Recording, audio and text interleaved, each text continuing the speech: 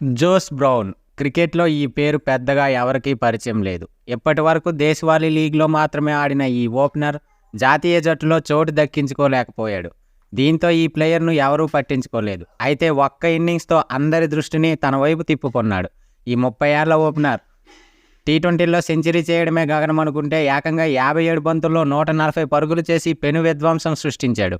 Brown ఇన్నింగ్స్లో 10 4లు 12 6లు ఉన్నాయి. Big boss లీగ్లో బ్రిస్బేన్ హీట్ తరపున ప్రాతినిధ్యం వహిస్తున్న బ్రౌన్ జనవరి 22న అడిలైడ్ స్ట్రైకర్స్పై జరిగిన మ్యాచ్లో కెరీర్లో బెస్ట్ ఇన్నింగ్స్ ఆడాడు.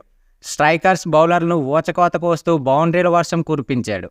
ఈ ఇన్నింగ్స్తో బిగ్ బాస్ లీగ్లో అత్యధిక వ్యక్తిగత పరుగులు చేసిన 3వ ఆటగాడిగా రికార్డులకు ఎక్కాడు. 2022లో గ్లెన్ మ్యాక్స్వెల్ హాబర్ట్ హరికేన్స్పై 154 పరుగులు చేశాడు.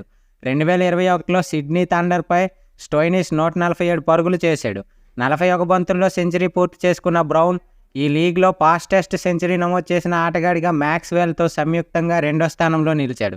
బిగ్ బాస్ లీగ్లో సిమ్మన్స్ 39 బంతుల్లో సెంచరీ చేసి మొదటి స్థానంలో కొనసాగుతున్నాడు.